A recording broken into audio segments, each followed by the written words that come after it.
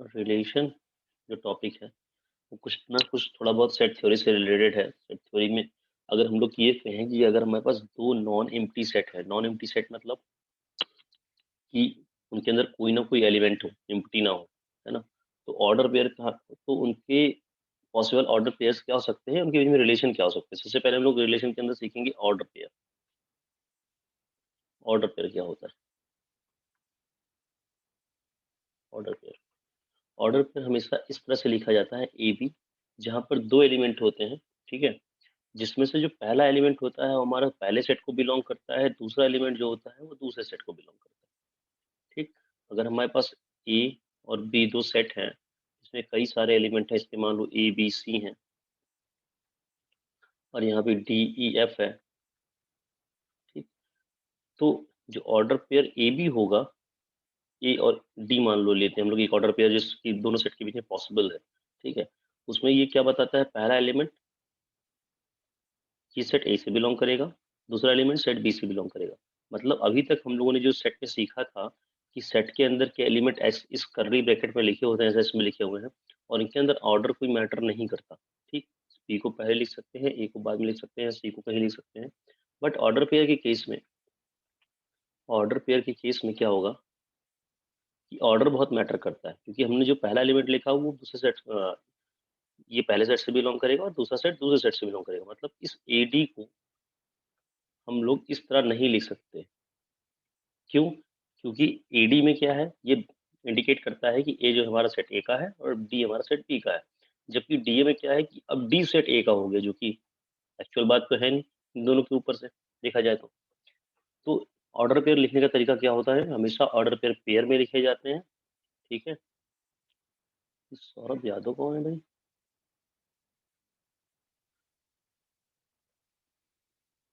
रत्नेश यादव का हमको लगता है।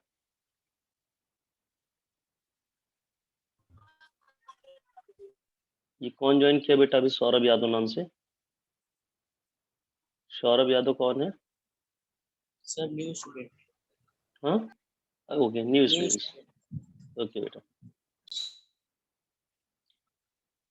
So this is called order pair. कि ऑर्डर पेयर में हमारे पास ऑर्डर बहुत मैटर करता है। अगर हमारे पास ये ऑर्डर पेयर इस तरह से लिखा हुआ है A and D, that I have told you कि ए सेट ए से बिलोंग कर रहा है एंड डी सेट बी से बिलोंग कर रहा है, तो इस ऑर्डर पेयर को हम लोग इनकी ऑर्डर को चेंज करके नहीं ले सकते। ये डी ए के इक्वल नहीं लिखा सकता, क्योंकि फिर ये इस बात को डिनोट करना स्टार्ट कर देगा कि डी सेट ए से बिलोंग करता है, जो कि करेक्ट बात नहीं है। तो इस तरह से डिफरेंट है सेट सेट से ऑर्डर पेयर। कि ऑर्डर पेयर सेट पे ही बना हुआ एक ऑर्डर पेयर है, जहाँ पर दो एलिमेंट होते हैं, हमेशा पेयर में होते हैं, जैसा कि नेम इंडिकेट कर रहा है, पेयर में होते हैं, और उनका ऑर्डर हमेशा फिक्स होता है, वो ऑर्डर चेंज नहीं हो सकता। ठीक है, तो अब ऑर्डर पेयर की नीड क्या है ये हम लोग आगे सीखेंगे, बस अभी इतना सीखे हैं कि ऑर्डर पेयर क्या होता है, इस नाम का इस चीज ये नाम की चीज है क्या, और इनमें पेयर और ऑर्डर की इंपॉर्टेंस क्या है। बात क्लियर हुई सभी को? Yes sir. अर्चिता समझ में आई बात?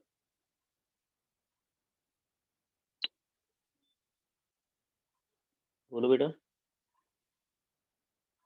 अच्छा, मैंने, चलो कोई बात नहीं, अब मैं दो ऑर्डर पेयर की बात कर रहा हूँ कि ये ऑर्डर पेयर इक्वल नहीं हो सकते।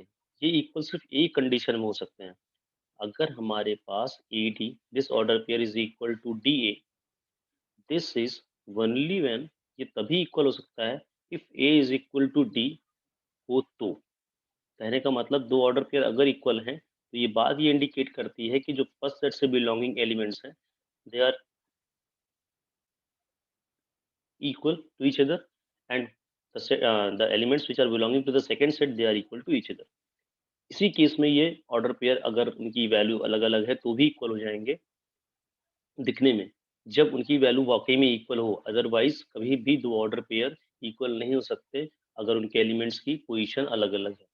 बात क्लियर हो रही है? वो समझ में आ रही बेटा? सौरभ, सर सौरभ बेटा किस स्कूल से आए हो? सर बीएनएस इंग्लिश स्कूल, सातो चौपंडी वाराणसी। अच्छा, यहाँ पे ट्रांसफर हुआ है आपका? हाँ सर, आप आए यहाँ पर। अच्छा, कब एडमिशन लिया आपने?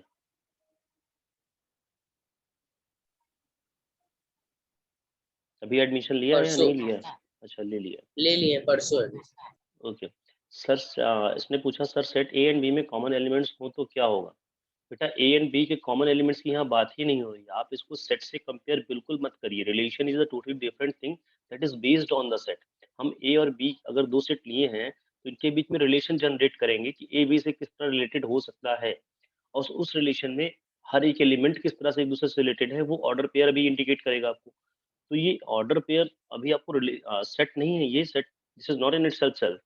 जैसे हम लोग बात करते थे कि अगर ए बी एक दूसरे के सेट हैं, दो सेट हैं, तो हम ए इंटरसेक्शन बी पढ़े, ए यूनियन बी पढ़े, ये सारे आपस में सेट हुआ करते थे, है ना? क्योंकि दो सेट का जो इंटरसेक्शन पार्ट निकलता था, यूनिट पार्ट निकलता था, दैट वाज आल्सो सेट। एक ये सेट को ही डिनोट करता था। बट ये ऑर्डर पेयर कोई सेट नहीं है, ठीक है? ये ऑर्डर पेयर क्या है? एक अपने आप में एक ए और बी के बीच की बॉन्डिंग दिखाएगा। जो भी हम लोग आगे पढ़ने वाले हैं वो रिलेशन, उस रिलेशन के बारे में। अभी तो हम सीख रहे हैं कि ऑर्डर पेयर को कैसे डिनोट करते हैं, ऑर्डर पेयर में जो एलिमेंट्स होते हैं उनकी क्या इंपॉर्टेंस है। अभी आपको बस इतना सीखना है, ठीक है Arshita?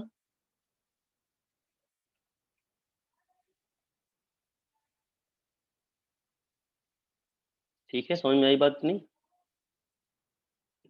Okay.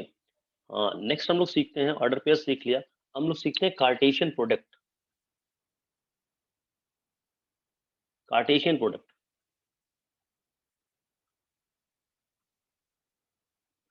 What is Cartesian product? Is product of two sets, है ना? कैसे हम लोग निकालेंगे? हमने आपको दो चीजें बताई हैं इंपॉर्टेंट प्रीवियस स्लाइड में, कि पहली बात कि ऑर्डर पेयर में ये पहला सेट से बिलोंग करता है, दूसरा सेट से। और दूसरी इंपॉर्टेंट बात, ये पहली इंपॉर्टेंट बात थी, और ये दो इंपॉर्टेंट बात है। दूसरी इंपॉर्टेंट बात कि two order pair if they are equal then their corresponding elements will also be equal. इतनी बात आपको याद रखनी है, ये पॉइंट है, इसको नोट करके रखना है कहीं पे। कार्टेशियन प्रोडक्ट क्या होता है कि अगर हमारे पास दो ऑर्डर पेयर्स हैं, लेट एंड बी एंड, दो नॉन एम्प्टी सेट्स हैं, है ना? और उनके ऑर्डर पेयर्स इस तरह से है जैसे हम लोग यहाँ सीखा है। अगर A, if A and B are two non empty sets, ठीक है?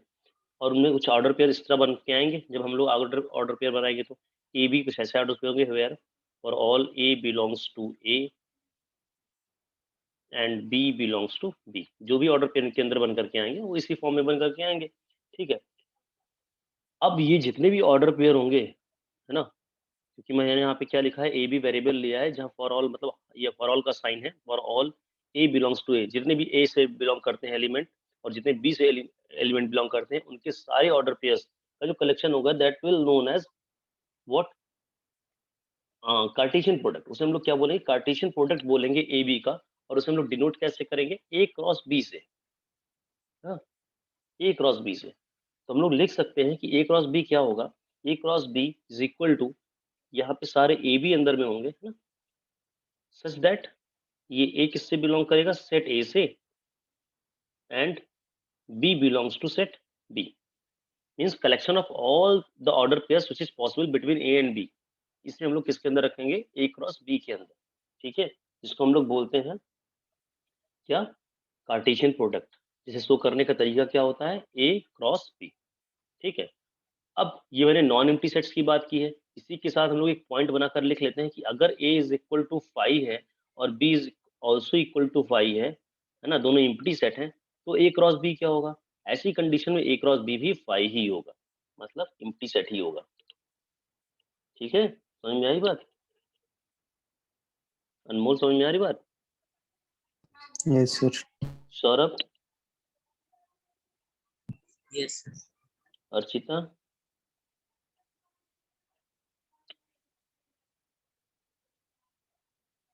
एक बार फिर से एक्सप्लेन कर दें। देखो हम लोगों ने ऑर्डर पेयर सीखा।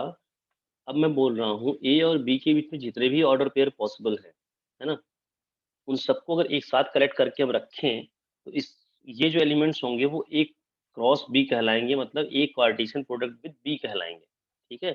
जहां पर हम लोग क्या करेंगे, पहला एलिमेंट, अभी एग्जांपल लेके समझाऊंगा तो बिल्कुल क्लियर हो जाएगा। पहला एलिमेंट जो हमारे पास जितने भी ऑर्डर पेयर आए हैं वो पहला एलिमेंट सेट ए से बिलोंग करेगा, दूसरा एलिमेंट सेट बी से बिलोंग करेगा।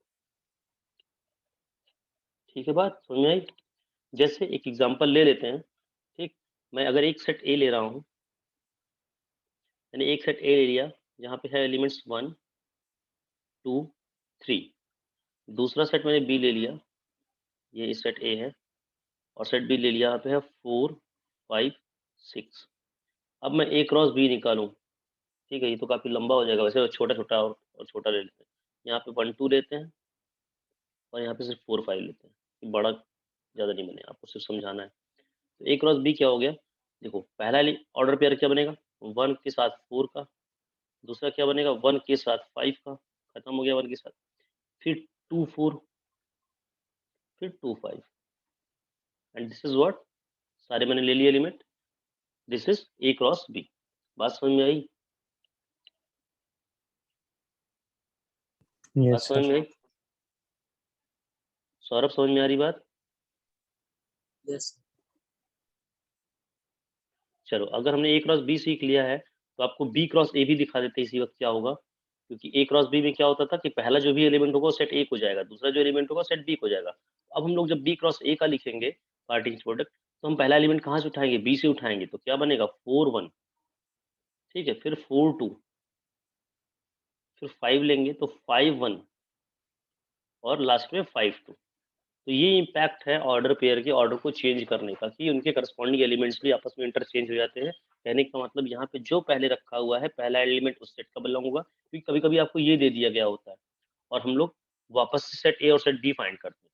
जैसे आगे मैं और स्लाइड लेता हूँ, अगर हम लोग को ए क्रॉस बी दिया गया है और दिया गया कुछ ऐसा A1 B1 C1, फिर A2 B2 और C2, और हमसे कह दिया गया सेट ए फाइंड करो, सेट बी फाइंड करो, तो हम लोग क्या करेंगे, सेट ए में देखेंगे कौन कौन से एलिमेंट है, देखेंगे हमें यहाँ पर ए बी सी मिल रहा है, पहला एलिमेंट में ए बी सी, ठीक है, तो ये हमारा सेट ए निकल आया, कि हम जानते हैं कि जो भी पहला एलिमेंट होगा वो किससे बिलोंग कर रहा होगा, सेट ए से, तो रिपीटेड तो लिखना नहीं है, ए बी सी तीन तरह के एलिमेंट आपको दिखे, A1 B1 C1 A2 B2 C2, ठीक है। और सेट बी के एलिमेंट क्या निकलेंगे, देखो 1 और 2, सिर्फ कॉमन कॉमन बनाओ 2 निकल रहे, बस इजी है ना, आया समझ में?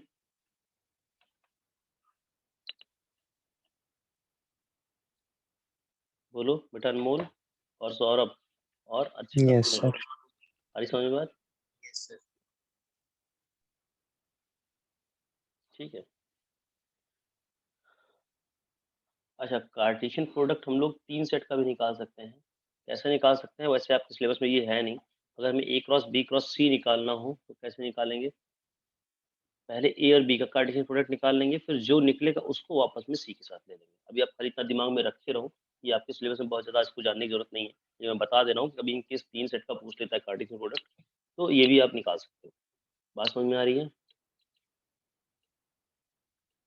Yes, sir. ठीक है, अब हम लोग एक चीज़, एक थ्योरी और सीख लेते हैं छोटी सी, number of elements in the cartesian product, number of, बहुत लेट आया भाई, एलिमेंट इन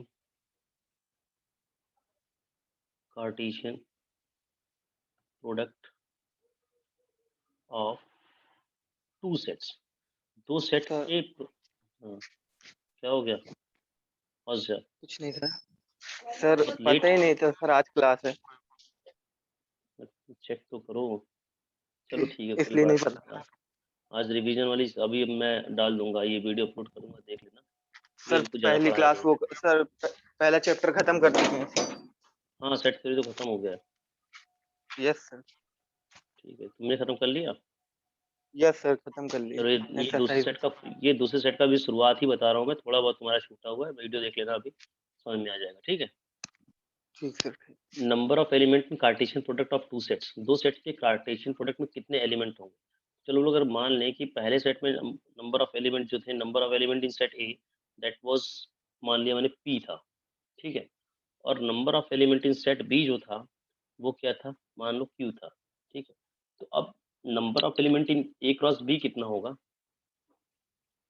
तो number of element in A cross B means A Cartesian product B क्या उतना होगा, वो होगा इन दोनों के नंबर ऑफ एलिमेंट्स का मल्टीप्लिकेशन।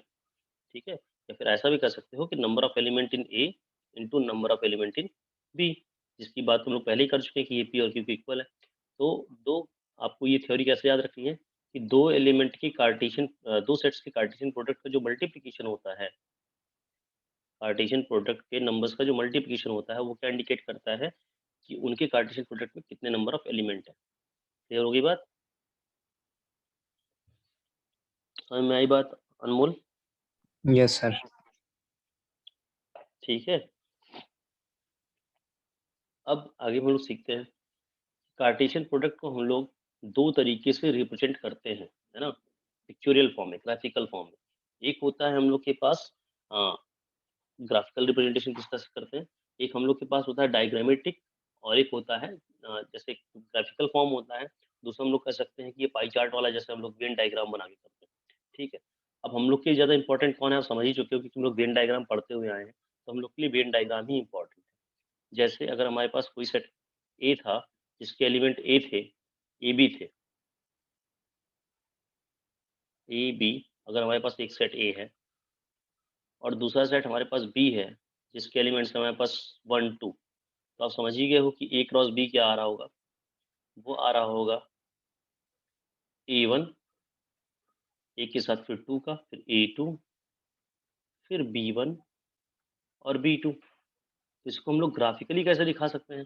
ग्राफिकली दिखाने के लिए हमारे पास क्या तरीका है कि यहाँ पे हम लोग इस तरह से ग्राफ बनाएंगे, इस लाइन पे हम लोग एक्स एक्सिस है जानते हैं हम लोग, और ये वाई एक्सिस है। ठीक है, एक्स एक्सिस वाई एक्सिस पे क्या होगा कि यहाँ पे हम लोग सेट ए के, एक्स मतलब समझ रहे हो, पहले आ रहा है तो यहाँ पे सेट ए के एलिमेंट्स रखेंगे, ये मैंने रख लिया ए, और यहाँ पे रख लिया बी। यहाँ पे भी हम लोग वाई सेट के एलिमेंट रखेंगे, यहाँ पे रखेंगे 1 और यहाँ पे रख दिया 2। तो एलिमेंट्स कैसे कैसे आप शो करोगे इस ग्राफिकल फॉर्म में? जैसे आप ग्राफ बनाते हुए आए हो, A1 कहाँ बनेगा, दिस इज A1, फिर A2, B1 और B2। ठीक है, ये हो गया और इसके नाम रख दो। लेकिन ये जो ग्राफिकल फॉर्म है that is not in use, हम लोग इसको बहुत ज़्यादा यूज नहीं करते। कौन सा यूज होता है हमेशा ज़्यादातर? हम लोग के पास जो एक अगला फॉर्म है उसे हम लोग क्या समझते हैं, जिसको हम लोग पढ़ते हुए आए हैं, that is Venn diagram form, और इसी से हम लोग इस ऑर्डर पेयर को डिनोट करेंगे। ठीक है, वैसे ये थोड़ा सा मैं सर्कल नहीं होता है, आप समझते हो ये किस तरह ओवल शेप में होता है, लेकिन मैं सर्कल लेके बना दे रहा हूँ। तो यहाँ पे हमारे पास सेट ए है, ये जिसके एलिमेंट्स हमने देखे हैं ए और बी हैं, ये सेट बी है और इसके एलिमेंट्स हैं 1 और 2, और इसको ग्राफिकल फॉर्म में दिखाने के लिए कैसे हम लोग करेंगे, ए से 2 का रिलेशन है, सॉरी कार्टेशियन प्रोडक्ट है ए विद 1, और इसी तरह से बी का भी 1 से और बी 2 से। This is what, this is indication with the help of Venn diagram, और ये हमारे लिए ज़्यादा इंपॉर्टेंट है। ठीक है, इसको आप लोग इस तरह से शो कर सकते हो जिससे फ्लो ऑफ डेटा दिखता है कि किससे किसका बन रहा है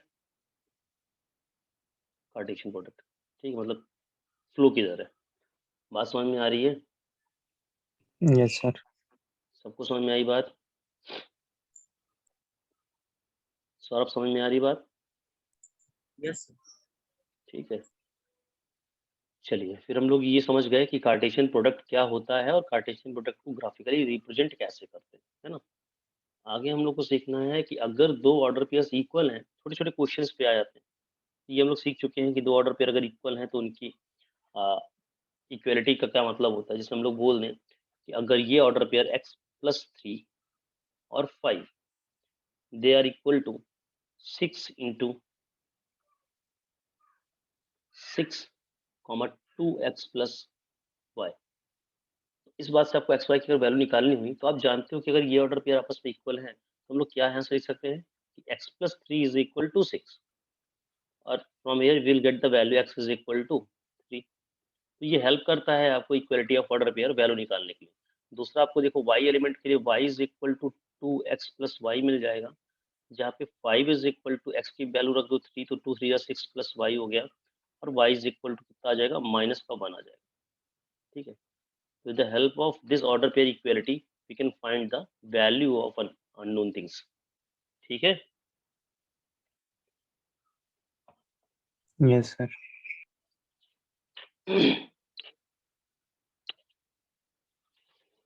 चलो, ये तो हम लोग सीख चुके वेन डायग्राम का रिप्रेजेंटेशन कैसा होता है और क्या होता है कार्टेशियन प्रोडक्ट। ठीक है। अब हम लोग आगे बात करेंगे रिलेशन की। रिलेशन क्या होता है? ठीक है।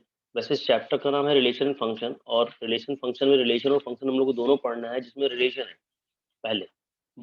फंक्शन भी एक रिलेशन ही होता है, वो हम लोग आगे सीख लेंगे। सबसे बड़ी प्रॉब्लम यहाँ पे ये है कि एनसीईआरटी ने इसको बहुत बहुत छोटे में एक्सप्लेन कर दिया। इस टॉपिक को इतना कम टाइम देना बहुत इंजस्टिस है इस टॉपिक के साथ, क्योंकि आप आगे जब जिंदगी में देखोगे तो जेई के लिए सबसे ज़्यादा इंपॉर्टेंट टॉपिक फंक्शन ही है, और फंक्शन पूरे भरा हुआ है कैलकुलस का पार्ट में। ठीक है। लेकिन इसने बुक ने बहुत कम वैल्यू दी है। हाँ, लेकिन इतना है कि जितना आपके बेसिक्स के लिए इंपॉर्टेंट है उतना एनसीईआरटी में एक्सप्लेन्ड है। तो अभी तक आपने जितना पढ़ा है उसके बेसिस पे आप 2.1 एक्सरसाइज पूरी खत्म कर सकते हैं। और मैं थोड़ा सा रिलेशन के बारे में इंट्रोड्यूस कर दे रहा हूँ ताकि आप 2.2 भी खत्म कर लें। टाइम भी हम लोग के पास है। ठीक है। तो चलिए रिलेशन हम लोग देखते हैं कि रिलेशन क्या होता है।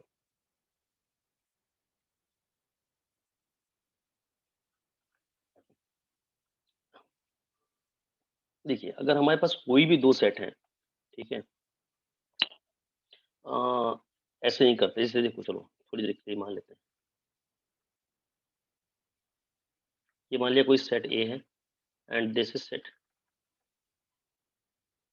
बी, और यहाँ पे मैंने कुछ राम लिखा, लक्ष्मण, भरत एंड दशरथ। ठीक है, दशरथ लिखा हुआ। यहाँ है सीता, उर्मिला, उर्मिला है, थोड़ा सा समझ लेना, कौशल्या, ठीक है, कैकेयी। ठीक है। कुछ इस तरह के सेट्स हैं हमारे पास। एक ए में ये है राम, लक्ष्मण, भरत और दशरथ, और बी में सीता, उर्मिला, कौशल्या, कैकेयी। ठीक है। और रिलेशन जो है वो ये दिख रहा है कि ए इज रिलेटेड टू बी। कैसे लिखते हैं? ए इज रिलेटेड टू बी को आर से। और रिलेशन की डेफिनेशन क्या है? इज रिलेटेड टू बी, ठीक है, सच दैट अगर हम इससे यहाँ से ए ले रहे हैं, ए भी दो ऑर्डर पेयर उठा रहे हैं, तो क्या for such that A B, such that A is या B is wife of A, B is wife of A. ये एक रिलेशन मैंने स्टैब्लिश कर दिया ए और बी के बीच में। ठीक है।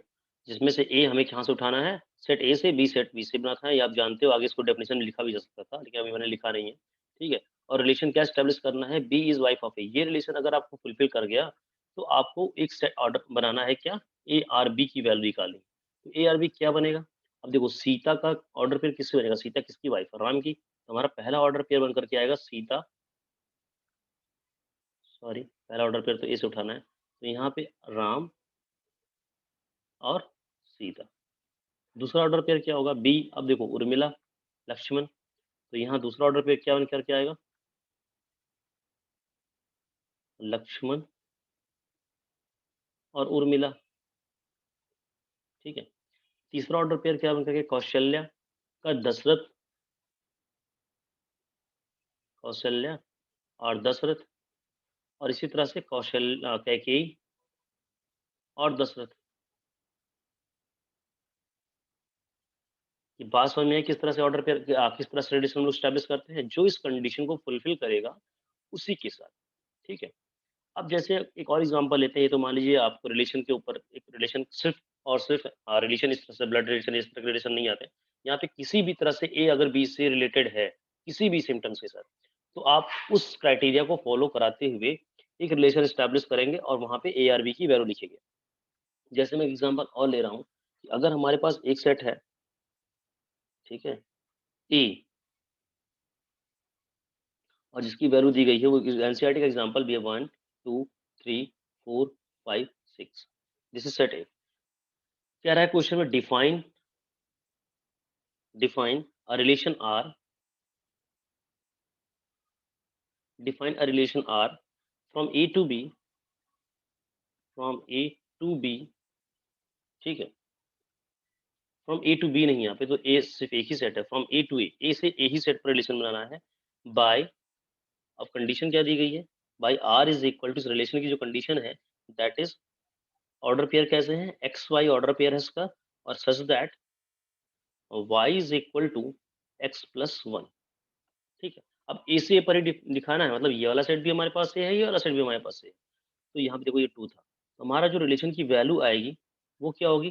ठीक है, y मतलब सेकंड एलिमेंट जो होगा 1 + 1 होगा, तो देखो second element x first element से एक ज़्यादा होगा, तो अगर फर्स्ट एलिमेंट हम लोग 1 लेते हैं तो सेकंड एलिमेंट 2 आ जाएगा, ठीक है। 1 के साथ 3 का तो हो नहीं सकता, 1 के साथ 4 का तो हो नहीं सकता, क्योंकि सब 2-2 ज़्यादा हो जाएंगे। फिर हम लोग फर्स्ट एलिमेंट 2 लेंगे तो सेकंड एलिमेंट 3 होएगा, फिर इसी तरह जब हम लोग ये 3 लेंगे तो यहाँ पे 4 होगा, फिर हम लोग यहाँ पे जब 4 लेंगे तो ये 5 होगा, फिर यहाँ पे लोग जब 5 लेंगे तो ये 6 होगा। अब 6 नहीं ले सकते क्योंकि 7 ए में है ही नहीं, ठीक है। अच्छा, इस चीज़ का पिक्चोरल डायग्राम देखना चाहो तो हम ऐसे बना सकते हैं वेन डायग्राम पे, ये ए सेट मान लिया है और ये सेट बी मान लिया, ठीक है। This is set A, this is set B, 1 2 3 4 5 6, और यहाँ भी है 1 2 3 4 5 6, सॉरी ये सेट बी है, ये भी सेट ए ही है, ठीक है, दोनों सेट ए हैं। अब हमें बताना है कि अगर हम जो ए उठाएं तो उससे बी वाला सेट जो है एक ज़्यादा होना चाहिए, तो 1 किसके साथ रिलेटेड होगा? 2 के साथ होगा, ठीक है। 2 किसके साथ होगा? 1 किसके साथ होगा? 2 के साथ होगा। 2 किसके साथ होगा? 3 के साथ होगा। 3 देखो 4 के साथ होगा, एक ज़्यादा ही बढ़ेगा, 4 5 के साथ होगा, 5 6 के साथ होगा, और 6 किसी के साथ हो नहीं सकता, ठीक है। तो इस तरह से हम लोग रिलेशन एस्टैब्लिश करते हैं कुछ कंडीशन को फॉलो करते हुए। क्या बात समझ में आ रही मेरी? Yes, sir. Yes, sir. Archita, औसजा, समझ में आया कुछ? औसजा को समझ में आ रहा है? Yes sir. चलो, अब देखना है हम लोग को, इसमें 2 चीज़ें हम लोग और सीखते हैं कि क्या होता है डोमेन और क्या होता है रेंज। बहुत इंपॉर्टेंट पार्ट है, बहुत इंपॉर्टेंट पार्ट। अभी आपको सुनने में बहुत आसान लगेगा, लेकिन जब आप इसको समझेंगे आगे चल करके तो ये पूरी फंक्शन की सबसे बड़ी जान यही है कि डोमेन और रेंज निकालना, ठीक है। जैसे जैसे रिलेशन आगे बढ़ेगा ये डोमेन और रेंज बहुत इंपॉर्टेंट बढ़ता जाएगा, लेकिन हम लोग थोड़ी देर के सीख लेते हैं कि अगर मान लिया, चलो जस्ट अ मिनट, इसी एग्जाम्पल की बेस पर हम लोग सीख लेते हैं, ठीक है। ये हमने एग्जाम्पल पढ़ा हुआ है, यहाँ पे हम लोग को सीखना है डोमेन, ठीक है। और ये